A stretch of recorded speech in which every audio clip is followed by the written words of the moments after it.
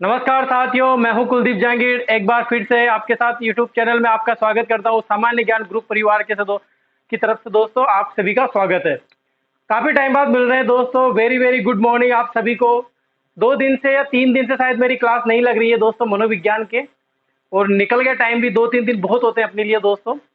सभी जल्दी से जल्दी ऑनलाइन आ जाइए दोस्तों। जो जो सुबह 6:30 बजे दोस्तों इस मनोविज्ञान की क्लास को एंजॉय करने के लिए, आनंद लेने के लिए दोस्तों जो उठ जाते हैं, उनको ये बहुत हिम्मत वाली बात है दोस्तों कि सुबह उठना और फिर क्लास के लिए रेडी होना कैसे कर लेते हैं दोस्तों। तारीफ के काबिल हो दोस्तों आप, बिल्कुल। तो सभी को मेरी तरफ से गुड मॉर्निंग दोस्तों। 2-3 दिन हो गए शायद अपनी क्लास को लगे हुए, और आज जो अपन पिछली वाली क्लास में बात कर रहे थे दोस्तों, अपन डायरेक्ट टॉपिक पे आते हैं और टॉपिक पे बात करते हैं। बाल्यावस्था अपनी चल रही थी, अवस्थाओं के बारे में अपन बात कर रहे थे, आपको पता है। अवस्थाओं के बारे में बात कर रहे थे, और दोस्तों अवस्थाओं में भी अपन किसकी अवस्था में बात कर रहे थे? बाल्य अवस्था के बारे में। अपन दोस्तों बाल्यावस्था के बारे में पढ़ रहे थे। बाल्यावस्था में दोस्तों जो है अपन ने उसके सभी उपनाम पढ़ लिए थे, और उपनाम में दोस्तों अपन ने एक एक चीज को देखा था। अपन ने जैसे एक जनरली उपनाम लिए थे, तो उपनाम लेके दोस्तों वहीं पे बाल्यावस्था को भी समझा था, 6 से 12 वर्ष तक। देखते हैं इधर अपन बात कर रहे थे दोस्तों बाल्यावस्था की।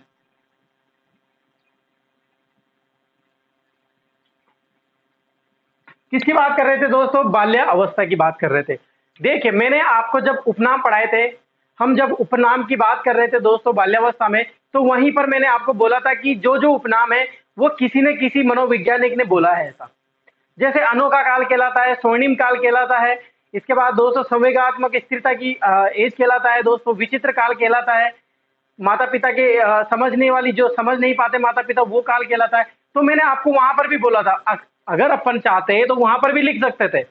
ऐसा लिख सकते थे कि हाँ, ये जो अनोखा काल है ये किसने कहा है। ये सब सारी चीजें अपन वहां पर भी पढ़ सकते थे, लेकिन अलग लिखना था अपन को। परिभाषाओं की बात अलग करनी थी, उपनाम की बात अलग करनी थी, विशेषताओं की बात अलग करनी थी।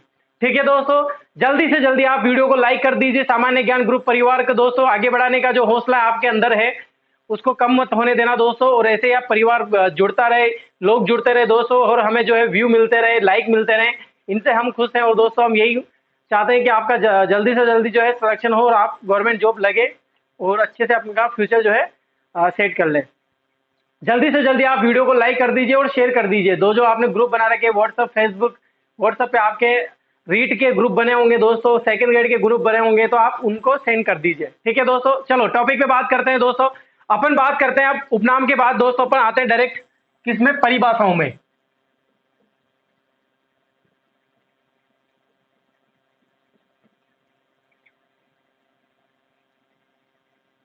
किसकी बात करते हैं दोस्तों? परिभाषाओं की बात करते हैं। आज की क्लास में दोस्तों अपन ज्यादा परिभाषा है नहीं, बाल्यावस्था में इतनी ज्यादा परिभाषा नहीं है, लेकिन जो परिभाषा है उसके आधार पर दोस्तों बाल्यावस्था को भी समझाऊंगा मैं आपको, और परिभाषाओं की बात करेंगे। और मैं दावा कर सकता हूं दोस्तों, आपको इस वीडियो में या इस क्लास में, आज की क्लास में, ये अगर 4-5 परिभाषा है ना, यहीं पर याद करवा दूंगा दोस्तों। ट्रिक भी बताऊंगा दोस्तों, मेरे द्वारा बनाई गई ट्रिक बताऊंगा आपको, मैंने कैसे याद करी, आप भी वैसे याद करना। कुछ भी हो दोस्तों, गाने से याद हो, शेड सॉन्ग से याद हो दोस्तों, कोई कहावत से याद हो, मुहावरे से याद हो, कैसे भी याद हो, लेकिन परिभाषा याद होनी चाहिए। ये जरूरी नहीं है कि एग्जाम में आए नहीं आए, लेकिन दोस्तों परिभाषाओं में ही सब कुछ रहता है। पूरी मनोविज्ञान दोस्तों परिभाषाओं पे, जो लिखा है वही परिभाषा है, जो लिखा है वही परिभाषा है, जो समझा है वही परिभाषा है, जो पढ़ा है वही परिभाषा है। सब कुछ परिभाषा है। अभी देखना क्या होगा, परिभाषा वही है जो मैं कल पहले वाली क्लास में बात कर चुके अपन, लेकिन फिर भी अपन परिभाषाओं की बात कर रहे हैं, किसने कहा। ठीक है दोस्तों, बात करते हैं यहां पर परिभाषाओं की, यहीं पर याद करवाऊंगा दोस्तों। जरूरत ही नहीं पड़ेगी आपको पढ़ने की, देख लेना आज की क्लास के बाद आप खुश हो जाओगे एकदम। देखना, हंसी भी आएगी, मजा भी आएगा दोस्तों, और यही है हंसी मजे में मजा है। मजे मजे में हम मजे में मजे चलने दो। ठीक है दोस्तों, देखो इधर बात करते हैं। सबसे पहले एक मनोवैज्ञानिक आए थे दोस्तों, एक एक परिभाषाओं की बात करेंगे। कॉल ब्रूस, क्या नाम है दोस्तों? Call Bruce.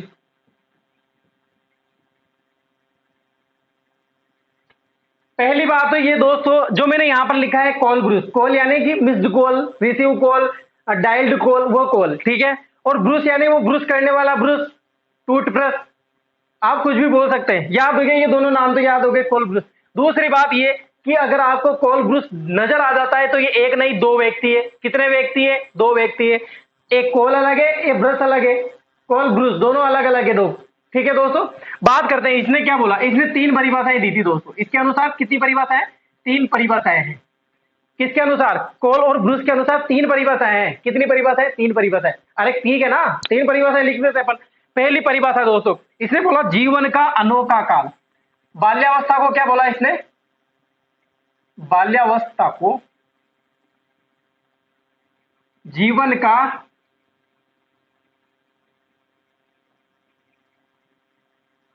अनोखा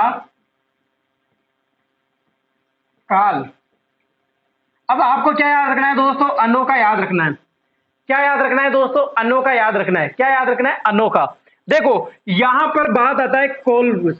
ये है दोस्तों व्यंजन, स्वर, स्वर सॉरी, ये क्या है दोस्तों? स्वर है। और ये क्या है? व्यंजन।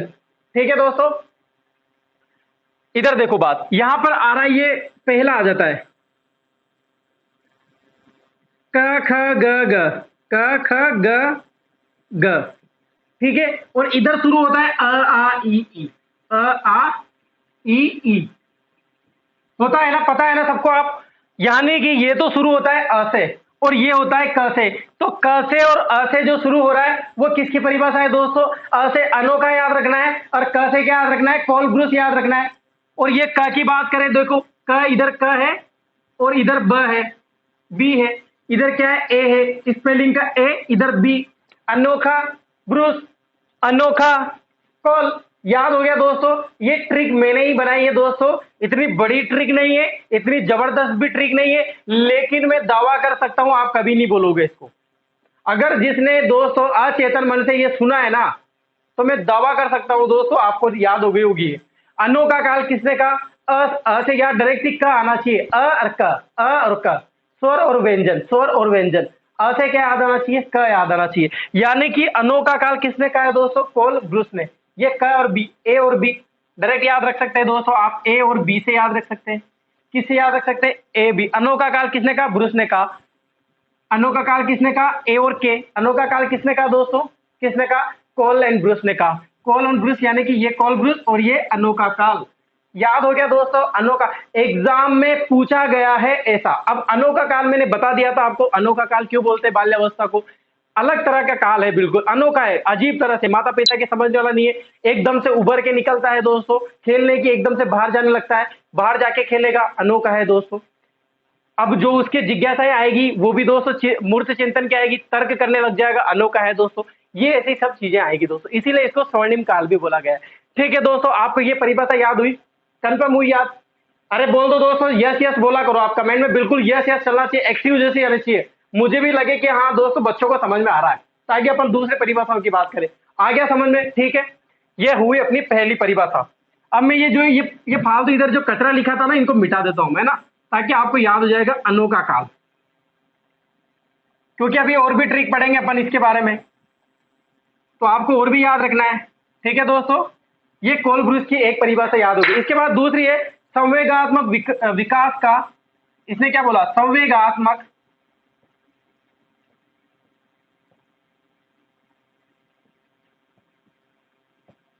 विकास का विचित्र काल।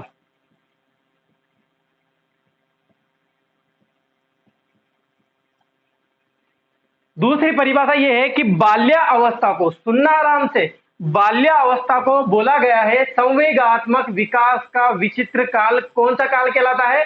बाल्य अवस्था काल कहलाता है। कौन सा काल कहलाता है दोस्तों? बाल्य अवस्था काल कहलाता है। कौन सा? संवेगात्मक विकास का विचित्र काल।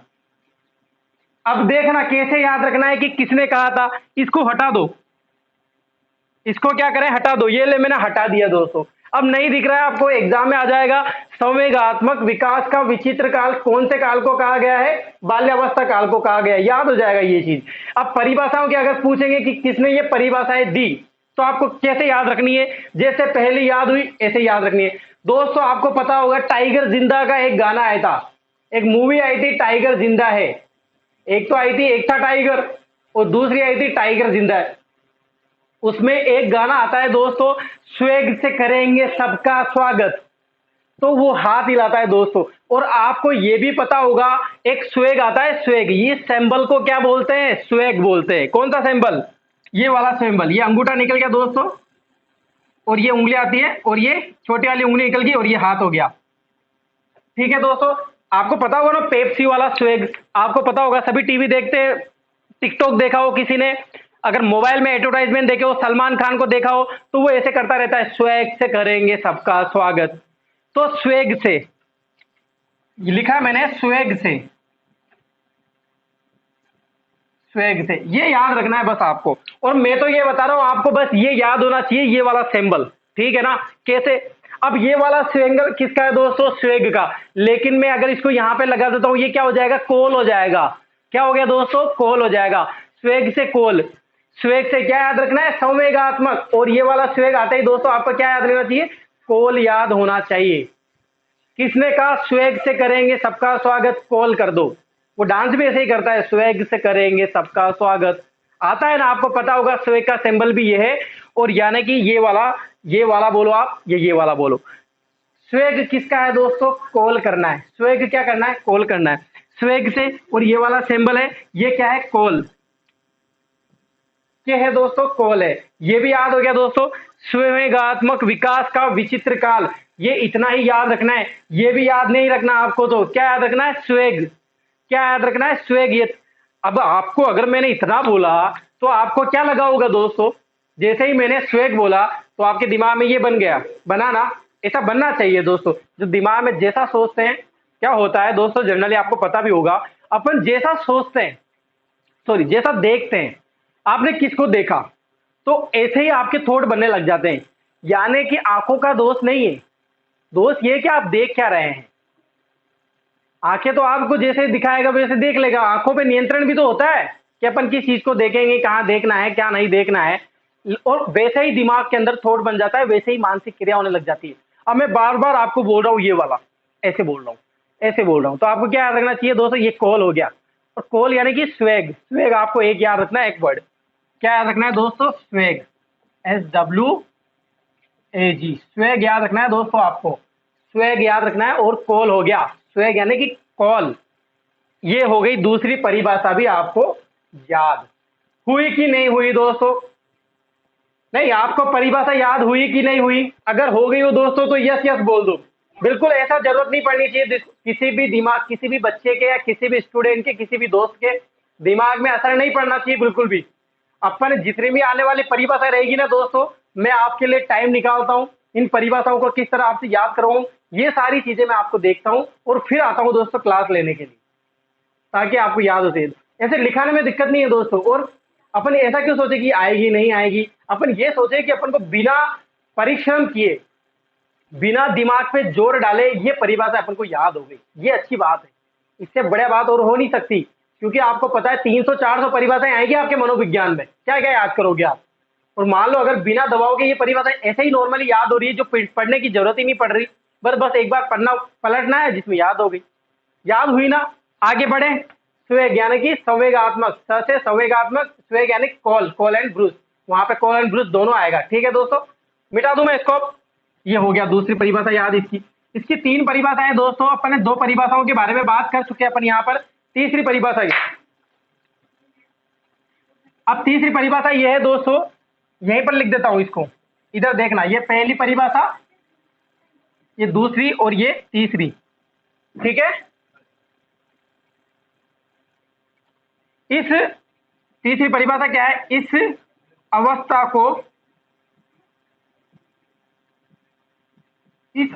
को समझना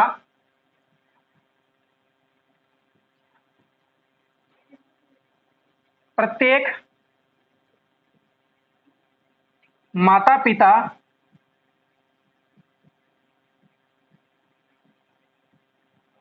पिता के लिए कठिन है।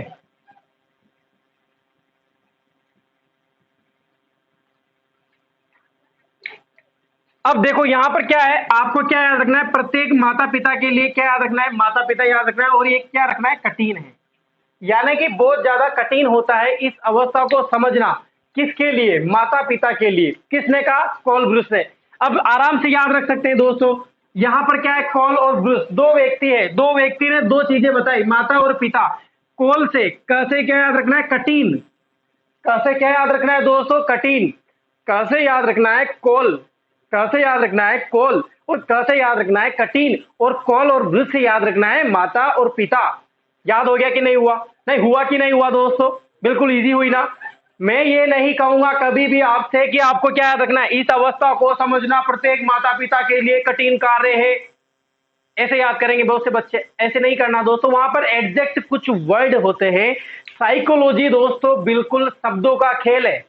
किसका खेल है? शब्दों का खेल है, और शब्दों को ही पकड़ना है बस। वहां पर माता पिता कभी भी चेंज नहीं होंगे, अंकल आंटी नहीं आएगा आपको वहां पर लिखा हुआ। कठिन कठिन ही होता है, थोड़ा सा चेंज हो जाएगा दोस्तों। कठिन जैसे कि कुछ और भी वर्ड होते हैं, लेकिन कठिन ही आएगा वहां पर। फिर भी आपको ये याद रखना है, कठिन से कॉल रखना है, माता पिता से कॉल और ब्रूस रखना है। माता पिता कितने परसेंट? 2%। कॉल और ब्रूस कितने परसेंट? 2%।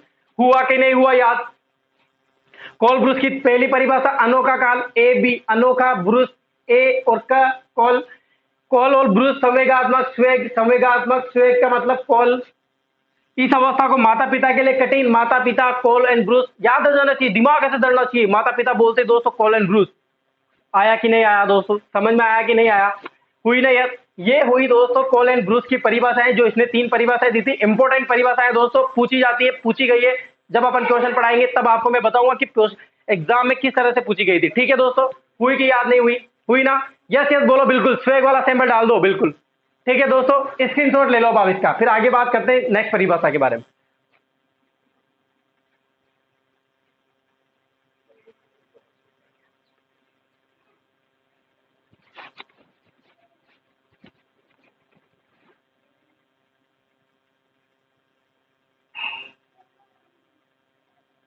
मिटा दो दोस्तों, बिल्कुल। देखो इधर मिटा दी तो हम फिर नेक्स्ट परिभाषा की बात करते हैं। ज्यादा परिभाषा नहीं है, बिल्कुल लोड नहीं लूंगा मैं, बिल्कुल आपकी क्लास में, आज की क्लास में। और मेरी तो आपको पता होगा दोस्तों, आप जिस तरह से आप मुझे सम्मान दे रहे हो क्लास में, जैसे आके ऑनलाइन आ जाते हो दोस्तों, तो अच्छा लग रहा हो दोस्तों। आपको अगर पढ़ाने में अच्छा लग रहा है तो दोस्तों बिल्कुल मुझे यस बोल दिया करो कि मजा आ रहा है क्लास का। जिस दिन मजा नहीं आया दोस्तों, उस दिन जरूर बताना मजा नहीं आया सर आज, ताकि उस दिन की अपन कसर दूसरे दिन निकालेंगे डबल मजा लेके। कैसे लेके? डबल मजा लेके। जिस दिन नहीं होगा ट्रिपल मजा लेंगे दोस्तों, लेकिन मजा जरूर आएगा। ठीक है दोस्तों? मजा आना चाहिए क्लास में, बस और कुछ भी नहीं है। मजे में सिलेक्शन होना चाहिए दोस्त। किसी का नुकसान करके, किसी का दुख देके, किसी को परेशान करके दोस्तों सिलेक्शन नहीं लिया जा सकता। चाहे वो टीचर हो, चाहे वो मम्मी पापा हो दोस्तों। और मम्मी पापा की तो आप बात ही मत कीजिए। मम्मी पापा को जिसने परेशान कर दिया, अगर मम्मी पापा को आपकी वजह से थोड़ा सा अनकंफर्टेबल हो गया ना, अनकंफर्टेबल यानी कि वो महसूस कर रहे हैं कि यार पता नहीं इसका क्या भविष्य होगा, ऐसा अगर उनको लग गया कि यार मेरे हाथ से निकल गया, तो दोस्तों समझ लेना कि आपका लाइफ में कुछ भी नहीं हो पाएगा। आपकी पूरी जिंदगी बेकार है, पूरा जीवन बेकार है, अगर आपके मम्मी पापा की आंखों में आपकी वजह से आंसू आ गए।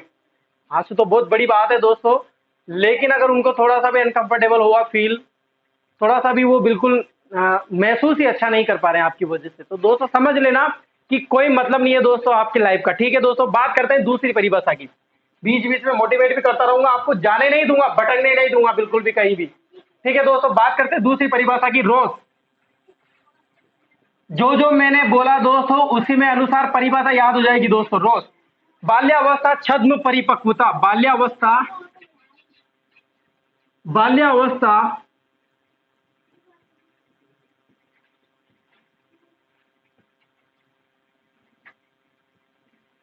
छद्म या मिथ्या भी बोलते हैं दोस्तों इसको। ये तो होते हैं दोस्तों मनोवैज्ञानिक वर्ड। अब अपन को याद करना है दोस्तों झूठा। मैंने बोला था ना आपको, झूठा क्या बोलते हैं इसको? झूठा। बाल्यावस्था छद्म मिथ्या परिपक्वता की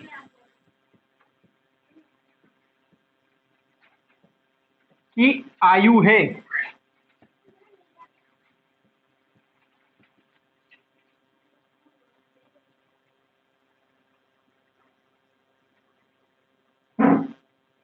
बाल्यावस्था छद्म, आपको याद रखना है दोस्तों, छद्म मिथ्या और झूठा परिपक्वता की आयु है। अरे कुछ याद नहीं रखना दोस्तों आपको, तो ये भी याद नहीं रखना, अभी याद हो गया। देखो कैसे याद हुआ। हाड़ूती के बच्चे हो आप दोस्तों, हाड़ूती के स्टूडेंट हो, और हाड़ूती से याद हो जाएगा दोस्तों ये। इधर क्या लिखा हुआ है? रोज। और इधर क्या लिखा हुआ है? मिथ्या परिपक्वता की एज, यानी कि झूठा परिपक्वता दिखाता है। इस परिभाषा को दोस्तों मैंने समझाया था आपको, ये उपनाम भी थी, मिथ्या, झूठा और छद्म परिपक्वता की एज कौन सी आयु कहलाती है दोस्तों? बाल्यावस्था कहलाती है। यानी कि झूठा प्रदर्शन करता है अपने आप को, परिपक्व होना दर्शाता है दोस्तों। परिपक्व होता नहीं है लेकिन दर्शाता है। जैसे ऐसी हरकतें करने लग जाएगा आप। अगर पापा सेविंग बना रहे तो दोस्तों बालक भी जो है उन सामान से खेलने लग जाता है, उन सामान से सेविंग बनाने लग जाता है। अब छोटा बच्चा जो है दोस्तों पापा के बड़े जूते पहन के दोस्तों चलने लग जाता है। वो बताता है कि मैं परिपक्व हो गया, मुझे ये जूते चाहिए, बच्चों के नहीं पहनूंगा मैं। जो लड़कियों रहेगी दोस्तों वो साड़ी पहनने लग जाती है, नैन पॉलिश लगाने लग जाती है दोस्तों, परिपक्व होना, लिपस्टिक लगाने लग जाती है, परिपक्व होना दर्शाने लग जाती है दोस्तों। जैसे दो बच्चे एक साथ बात करेंगे, अगर दो बाल्यावस्था के बालक है तो दोस्तों दोनों बालक की सोच बिल्कुल भी नहीं मिलती, और दोस्तों दोस्तों एक दूसरे को परिपक्व होना दर्शाएंगे कि मैं परिपक्व हो गया, मैं परिपक्व हो गया, नहीं मेरी बात मान, मेरे हिसाब से टीम चलेगी, ऐसा खेलते हैं, ऐसा नहीं खेलते। ये सब चीजें बताते रहते हैं, यानी कि झूठा परिपक्व दर्शाते, रिप्रेजेंट करते हैं अपने सामने। देखो कैसे याद रखना है दोस्तों, एक वर्ड याद रखना है दोस्तों। अपन कहावत में बोलते हैं दोस्तों, ये तो झूठे ही रोज मान गयो, हाड़ती में बोलते हैं ना सर, कहीं झूठे ही रोज माने से, झूठा रोज मान ले, बोलते हैं ना ऐसा दोस्तों, झूठा रोज मान गया, ये तो झूठा ही रोज मान गया हमारी बात को, जबकि मैंने तो कोई रोज की बात ही न की थी, लेकिन ये तो पता नहीं कहीं बात को रोज मानियो। तो क्या माना दोस्तों? रोज माना, रोज याद हो गया। कैसे माना? झूठा माना, झूठा रोज, परिपक्वता याद हो गई, परिपक्वता मतलब बाल्यावस्था, ये हो गई याद परिभाषा। कुछ याद करना रहा आपको? नहीं, कुछ दबाव डाला मैंने आपके ऊपर, दबाव दोस्तों मैं डाल रहा हूं, मेरे आ रहा है पसीना, ये देखो ये निकाल दिया पसीना। क्या आ रहा है दोस्तों? पसीना आ रहा है मेरे, आपके नहीं आएगा दोस्तों, नहीं आने दूंगा, ऐसे ही याद करवा दूंगा दोस्तों। जितनी मेहनत करूंगा मैं करूंगा, और वो मेहनत आपके, बस आपको कितना करना है दोस्तों, पढ़ाई करनी है आपको, रेगुलरिटी पढ़ाई बनानी है दोस्तों, आपको लगातार वीडियो देखने रहने, लगातार क्लास को ज्वाइन करने हैं दोस्तों, बस आपको इतना सा करना है जिसमें आपका सिलेक्शन हो जाएगा, कोई दिक्कत नहीं आएगी दोस्तों सिलेक्शन में, मैं बता रहा हूं ना। रोज की परिभाषा याद हुई कि नहीं हुई दोस्तों? इसमें परिभाषा ही नहीं, इसमें बहुत सारी चीजें छुपी हुई है। छद्म परिपक्वता, झूठा दर्शाता है बाल्यावस्था, किसने कहा? रोज ने कहा, उपनाम है दोस्तों बाल्यावस्था की। याद हुआ कि नहीं हुआ? हुआ, लिख लीजिए अब इसको आप।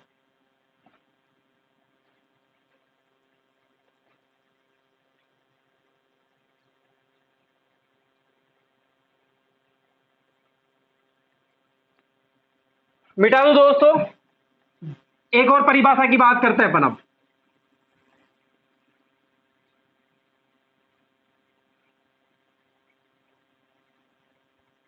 एक मनोवैज्ञानिक आते हैं दोस्तों, बहुत ही कम नाम सुनेंगे आप इनका, लेकिन लिख देते हैं, स्टेंग। क्या नाम लिखा दोस्तों? स्टेंग।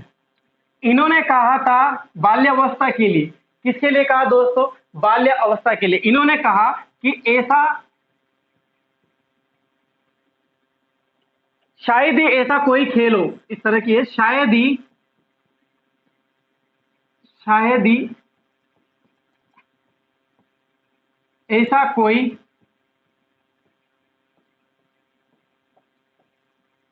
खेल हो जिसे 10 वर्ष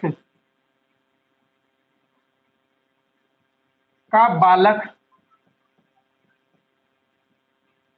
ना खेला हो।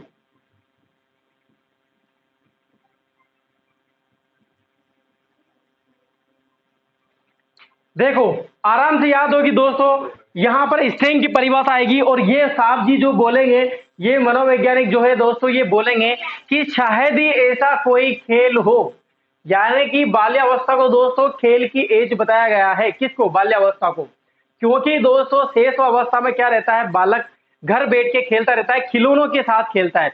लेकिन दोस्तों जैसे ही शेष अवस्था की, यानी कि पूर्व बाल्यावस्था की बात करें अपन दोस्तों, तो इस अवस्था में बालक जो है बाहर निकल जाता है, दोस्तों के साथ खेलने लग जाता है दोस्तों, और सभी प्रकार के जितने भी खेल होते हैं, सभी प्रकार के खेल, वो सब दोस्तों बाल्यावस्था में खेल लेता है, देख लेता है, समझ लेता है, और उसके बाद आगे उनका प्रोग्रेस चलता रहता है और अपना नाम कमाता है।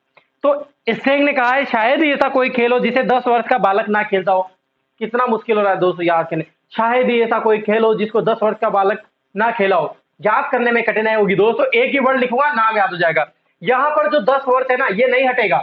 स्टेंग की परिभाषा में दोस्तों 10 वर्ष हमेशा आएगा, जिसमें 10 वर्ष आ जाए वो परिभाषा याद हो। और ये भी याद रखूंगा कितने वर्ष है, क्योंकि ऐसी परिभाषा आएगी आगे जिसमें 12 वर्ष भी बोला गया है, 6 वर्ष भी बोला गया है, 3 वर्ष भी बोला गया है, तो आप कंफ्यूज नहीं होंगे। यहां पर 10 वर्ड है और यहां पर स्टेंग है, आपको नाम याद रखना है स्टेंग, और उसी के साथ परिभाषा याद रखेगी। अगर मैं दोस्तों जनरली इंग्लिश की इतनी बड़ी बात नहीं करके छोटी सी बात करूं इंग्लिश वर्ड की, तो अपन इसकी स्ट्रेंग की परिभाषा स्पेलिंग क्या लिखेंगे? STANG, यही लिखेंगे ना दोस्तों। जैसे आप बोलो स्टेंग, तो ऐसी स्पेलिंग निकल के आती। मुझे भी नहीं पता कि कौन ऐसा स्पेलिंग क्या हो सकती है, लेकिन जिसको इंग्लिश ज्यादा नहीं आती ना, वो इसी तरह मेरी परिभाषा लिख सकता है, मेरी स्पेलिंग लिख सकता है। मुझे ज्यादा इंग्लिश नहीं आती दोस्तों, इसलिए मैंने स्पेलिंग क्या लिखी, स्टेंग को बोल के STANG। अब देखो स्टेंग, आपको ये स्पेलिंग याद रखनी है। और इसमें देखो बीच में क्या आ रहा है, टेन। मुझे पता है कि दोस्तों टेन की स्पेलिंग कुछ और होगी, आपको लग रहा होगा, लेकिन आपको याद हो गया होगा इसमें बीच में क्या आ रहा है, टेन। दिख रहा है ना, TA और N, क्या दिख रहा है, टेन। यानी कि टेन किसने कहा, S और G, स्टेंग ने कहा कि 10 वर्ष का बालक ना खेला हो। याद हुआ कि नहीं हुआ? हुआ ना। क्या याद रखना है, टेन याद रखना है। टेन में स्टेंग आ जाएगा, यानी कि 10 वर्ष का बालक। 10 यानी कि इंग्लिश के कितने, 10, और 10 किस में आ रहा है, स्टेंग में। हुई कि नहीं हुई दोस्तों याद? आसान बनाना दोस्तों, आराम बनाना, कोई काम आराम से बनना चाहिए दोस्तों, काम इजीली बनना चाहिए। ठीक है दोस्तों, इसको लिख लीजिए। आगे एक और परिभाषा की बात करते हैं।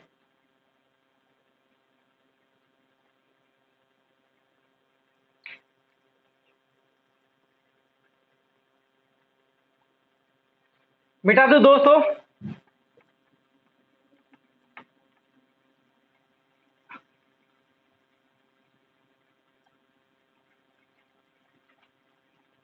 अब बात करते हैं दोस्तों अपन हर लोग की।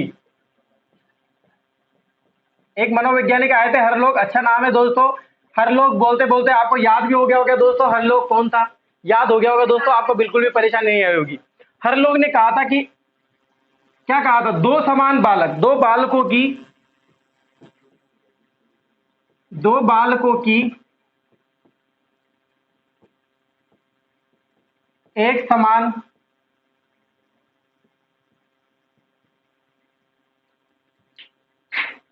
एक समान दो बालकों की, दिख कम रहा है दोस्तों तो डार्क कर देता हूं, दो बालकों की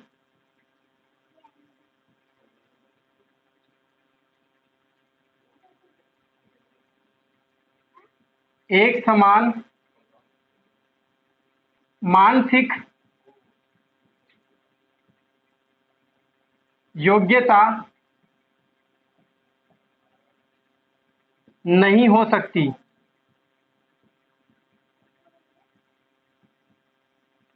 क्या याद रखना है दोस्तों, मानसिक योग्यता याद रखना है। इसमें क्या याद रखना है, मानसिक योग्यता। किसने कहा था, हर लोक ने। हर लोक ने क्या बोला, दो बालकों की एक समान मानसिक योग्यता नहीं हो सकती है। इसीलिए मैंने बताया था दोस्तों, उपनाम में भी बताया गया है कि हर बालक की एक गैंग होती है दोस्तों। हर एक ग्रुप में दोस्तों एक बॉस रहता है बालकों में। जब खेलने जाएंगे तो उनका भी एक बॉस रहता है कि यार हमारी टीम का जो है अमित संभालेगा, हमारी टीम को राकेश संभालेगा, हमारी टीम को पंकज संभालेगा, हमारी टीम को कुलदीप संभालेगा। ये इस तरह की गेंद होती है, यानी कि मानसिक योग्यताएं दोनों की अलग अलग होती है दोस्तों। विरोध बहुत ज्यादा हो जाता है कि नहीं नहीं यार, ये सही बोल रहा है, ये सही बोल रहा है, ये सही बोल रहा है, ये सही बोल रहा है।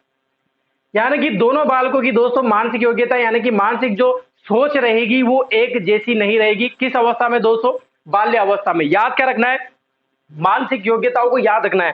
कैसे डालना है दोस्तों, ये बात किसमें डाल लो, लॉक कर लो बात को। क्या कर लो दोस्तों, लॉक कर लो। जो मैंने कहा है कि मानसिक योग्यता एक समान नहीं होती, किसमें लॉक कर लोगे, दिमाग में लॉक कर लो, मानसिक में लॉक कर लो।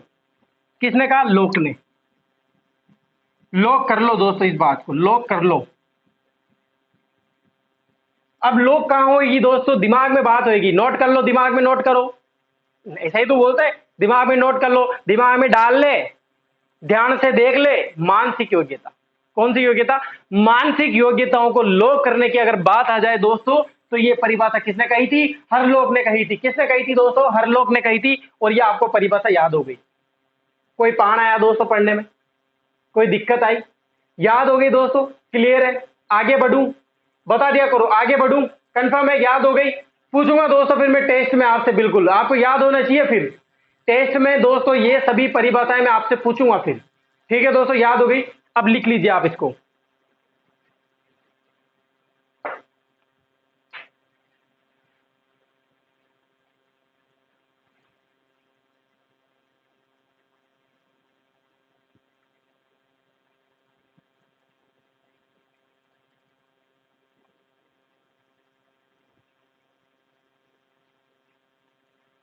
मिटा दूं?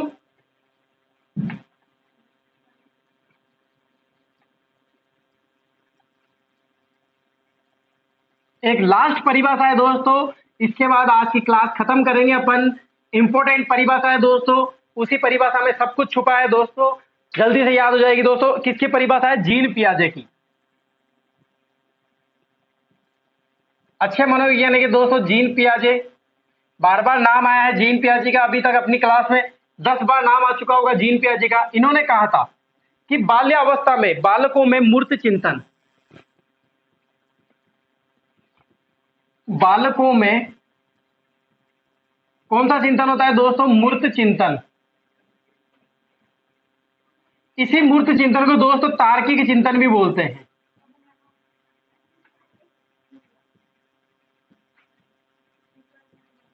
बालकों में मूर्त चिंतन होता है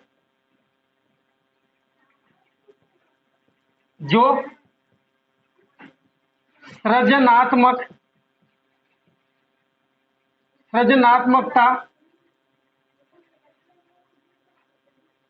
दिख रहा है दोस्तों उधर?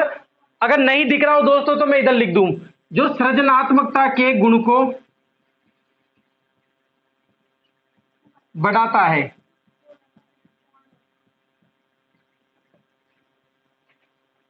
दिख नहीं रहा होगा दोस्तों, अगर दिख नहीं रहा है आपको उधर लिखा हुआ, ज्यादा उधर लिख दिया है मैंने, तो मैं बोल देता हूं। लिखा है, सुनना आराम से, बालकों में मूर्त चिंतन, मूर्त चिंतन लिखा है मैंने उधर। मूर्त चिंतन यानी कि तार्किक चिंतन होता है।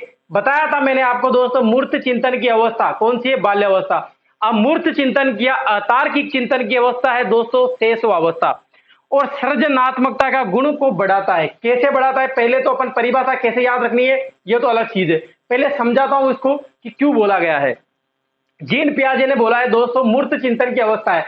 देखो, शेष अवस्था में जो भी बच्चा चिंतन करता था ना, जो भी चिंतन किया अपन ने, बहुत सारे चिंतन करे, बालक से चिंतन करवाए, शेष अवस्था में बहुत सारे करवाए अपन ने, तो वो सब अतार्किक थे, बिना टेंशन के थे, बिना कोई तथ्य के थे, कोई वास्तविक नहीं थे बिल्कुल भी। जिज्ञासा की प्रवृत्ति रहेगी तो आज भी वही क्वेश्चन पूछेगा, कल भी वही पूछेगा, लेकिन तर्क पर आधारित नहीं थे। कुछ भी तर्क पर आधारित नहीं रहेगा दोस्तों, कुछ भी पूछ लेता था जो तर्क है ही नहीं। लेकिन बाल्यावस्था में क्या होता है दोस्तों, जो भी चिंतन करेगा तर्क पर आधारित करेगा, मूर्त चिंतन करेगा। तर्क पर आधारित कोई क्वेश्चन पूछेगा, जिज्ञासा रहेगी, जैसे तो विज्ञान के बारे में दोस्तों पूछेगा कि ये पानी कैसा हुआ, ये फिल्टर क्यों हो रहा है दोस्तों, तो वो तर्क पर लगेगा।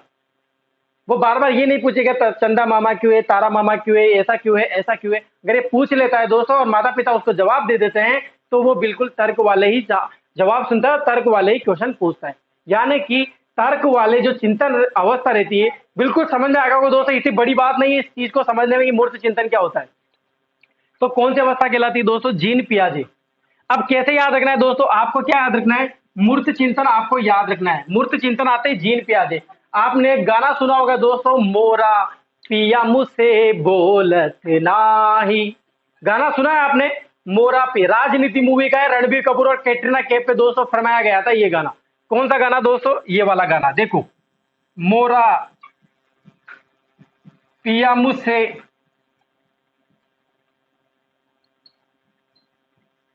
बोलत नाही, ये गाना है दोस्तों, लिरिक्स है उसके, मोरा पिया मुझसे बोलत नाही। बहुत ही अच्छा गाना है दोस्तों, सुनना आप भी, बहुत ही अच्छा गाना है, राजनीति मूवी का गाना है। तो दोस्तों इसमें आपको ये याद नहीं रखना, ये याद नहीं रखना, आपको क्या याद रखना है दोस्तों? मोरा पिया, पिया से याद रहेगा दोस्तों जीन पियाजे, और म से याद रहेगा दोस्तों मूर्त चिंतन। क्या याद रखना है दोस्तों? आपको सिर्फ ओनली सिर्फ मोरा पिया याद रखना है। इससे ही दोस्तों आपको जो है परिभाषा याद हो जाएगी। मोरा पिया, म से मूर्त और पिया से जीन पियाजे। आया कि नहीं आया दोस्तों समझ में? स्क्रीनशॉट ले लो पहले आप इसका, फिर बोलते हैं बाकी। पहले इसका स्क्रीनशॉट ले लो आप। ठीक है दोस्तों, ले लिया, लिख लिया। अब मुझे ये बताइए दोस्तों, जितनी भी परिभाषाओं की अपन ने बात की है दोस्तों, वो परिभाषा आपको याद हुई कि नहीं हुई? आप सभी बच्चे दोस्तों, अगर 5 ऑनलाइन है, 10 ऑनलाइन है, 20 ऑनलाइन है, 50 ऑनलाइन है, अगर 0 भी ऑनलाइन है दोस्तों, तो जब भी मेरा वीडियो देखे तो बताना प्लीज कि आपको परिभाषा याद हुई कि नहीं हुई। हुई ना याद दोस्तों? याद होना चाहिए बस, कैसे भी याद हो, आप कुछ भी करके दोस्तों, कैसे भी बोल के याद करो, लेकिन परिभाषा याद होनी चाहिए बस। ठीक है दोस्तों, आज की क्लास में अगर दोस्तों मजा आया हो, क्लास अच्छी लगी हो तो लाइक कीजिए, वीडियो को ज्यादा से ज्यादा शेयर कीजिए, सामान्य ज्ञान ग्रुप परिवार को दोस्तों सब्सक्राइब कीजिए अगर आपने चैनल को सब्सक्राइब नहीं कर रखा है दोस्तों। और मुझे आगे दोस्तों आपकी प्रॉब्लम, आपकी जो भी बात है दोस्तों कमेंट बॉक्स में लिखिए दोस्तों। मेरे वीडियो को देखते हो दोस्तों, कमेंट जरूर किया करें ताकि मुझे खुशी होती है दोस्तों। ठीक है दोस्तों, आज की क्लास के लिए इतना ही काफी, बाद में मिलते हैं। बाय दोस्तों, गुड मॉर्निंग।